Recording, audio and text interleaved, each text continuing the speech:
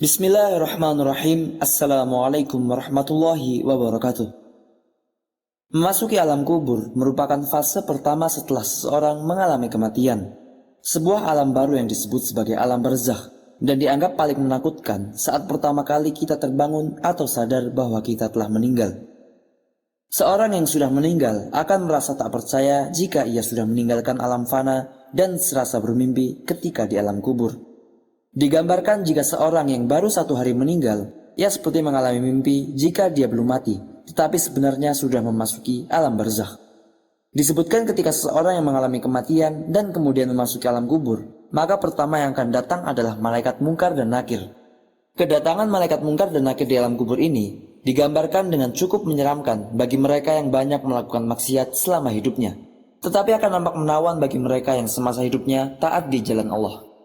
Ketika pertama kali berhadapan dengan manusia dalam kubur, maka ada 6 pertanyaan yang akan diajukan oleh malaikat mungkar dan nakir. Adapun 6 pertanyaan di alam kubur ini menentukan perjalanan selanjutnya. Apakah dia akan ditempatkan bersama para nabi, ulama, dan umara di surga, atau justru memasuki neraka dan dihisab terlebih dahulu? Pertanyaan itu adalah, Man Rabbuka, siapa Tuhanmu? Ma dinuka, apa agamamu?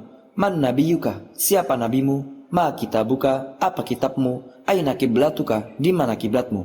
Dan yang terakhir adalah Man yakhwanuka, siapa saudaramu? Benarlah demikian. Kehidupan alam barzakh atau alam kubur banyak disebutkan dalam Al-Quran dan hadis, serta siksa-siksanya yang tanpa ampun bagi mereka yang berdosa, tetapi akan mendapatkan kelapangan dan ketenangan bagi mereka yang melakukan amal solih semasa hidupnya.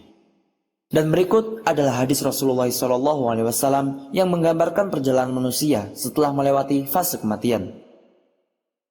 Hadis panjang Al-Bara' bin Azib diriwayatkan oleh Imam Ahmad dan disahihkan oleh Imam Al-Hakim dan Syekh Albani ini menceritakan perjalanan para manusia di alam kuburnya. Suatu hari kami mengantarkan jenazah salah seorang sahabat Nabi SAW dari golongan Ansor. Sesampainya di perkuburan, liang lahat masih digali. Maka Rasulullah SAW pun duduk ataupun menanti. Dan kami juga pun duduk terdiam di sekitarnya, seakan-akan di atas kepala kami ada burung gagak yang hinggap. Rasulullah SAW memainkan sepotong dahan di tangannya ke tanah. Lalu beliau mengangkat kepalanya seraya bersabda, Mohonlah perlindungan kepada Allah dari azab kubur. Beliau mengulangi perintah ini 2 atau 3 kali. Kemudian beliau SAW bersabda, seandainya seorang yang beriman sudah tidak lagi menginginkan dunia dan telah mengharapkan akhirat ataupun sakaratul maut, maka turunlah dari langit para malaikat yang bermuka cerah secerah sinar matahari. Mereka membawa kain kafan dan wewangian dari surga, lalu duduk di sekitar mukmin tersebut sejauh mata memandang. Setelah itu, turunlah malaikat pencabut nyawa dan mengambil posisi di arah kepala mukmin tersebut. Malaikat pencabut nyawa itu berkata, Wahai nyawa yang mulia, keluarlah engkau untuk menjemput ampunan Allah dan keridhaannya. Maka nyawa itu dengan mudahnya keluar dari tubuh mukmin tersebut seperti lancarnya air yang mengalir dari mulut sebuah kendil. Lalu nyawa tersebut diambil oleh malaikat pencabut nyawa dan dalam sekejap mata diserahkan kepada para malaikat yang berwajah cerah tadi. Lalu dibungkus dengan kain kafan surga dan diberi wangi-wangian darinya pula. Sehingga terciumlah bau harum, seharum wangi-wangian yang paling harum di muka bumi. Kemudian nyawa yang telah dikafani itu diangkat ke langit. Setiap melewati sekelompok malaikat di langit, mereka bertanya, Nyawa siapakah yang amat mulia itu? Ini adalah nyawa Fulan bin Fulan, jawab para malaikat yang mengawalnya, dengan menyebutkan namanya yang terbaik ketika di dunia. Sesampainya di langit dunia, mereka meminta izin untuk memasukinya. Lalu mereka pun diizinkan.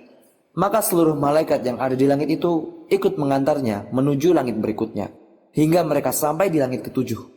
Di sanalah Allah berfirman, Tulislah nama hambaku ini di dalam kitab Aliyin, lalu kembalikanlah ia ke jasadnya di bumi.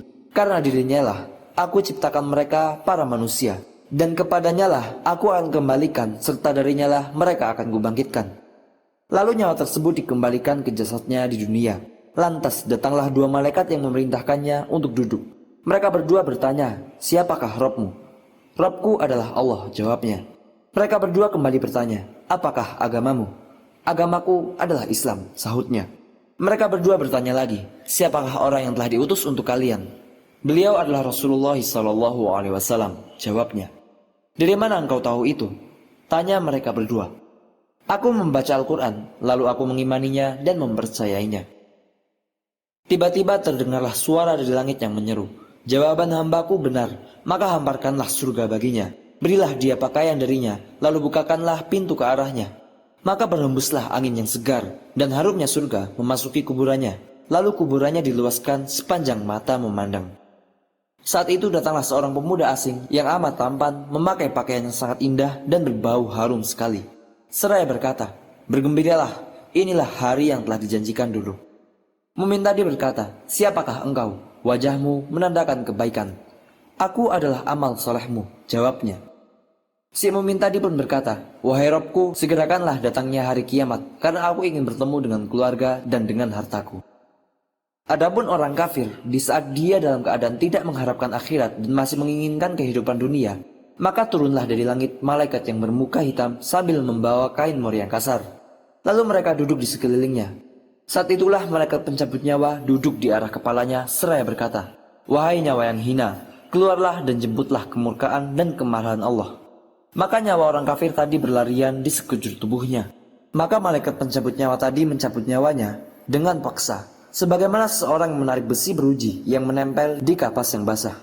Begitu nyawa tersebut sudah berada di tangan malaikat pencabut nyawa, dalam sekejap mata, nyawa tersebutlah diambil oleh para malaikat bermuka hitam yang ada di sekelilingnya. Lalu nyawa tadi segera dibungkus dengan kain mori yang kasar. Tiba-tiba terciumlah bau busuk, sebusuk bangkai yang paling busuk di muka bumi. Lalu nyawa tadi dibawa ke langit. Setiap mereka melewati segerombol malaikat, mereka selalu ditanya, "Nyawa siapakah yang amat hina ini?" "Ini adalah nyawa Fulan bin Fulan," jawab mereka dengan namanya yang terburuk ketika di dunia. Sesampainya di langit dunia, mereka meminta izin untuk memasukinya, namun tidak diizinkan. Rasulullah SAW membacakan firman Allah Subhanahu wa Ta'ala, "Tidak akan dibukakan bagi mereka orang-orang kafir pintu-pintu langit, dan mereka tidak akan masuk surga sampai seandainya unta bisa memasuki lubang jarum sekalipun." Al-Quran Surah Al-A'raf ayat 40. Saat itu Allah berfirman, "Tulislah namanya di dalam sijin di bawah bumi." Kemudian nyawa itu dicampakkan dengan hina.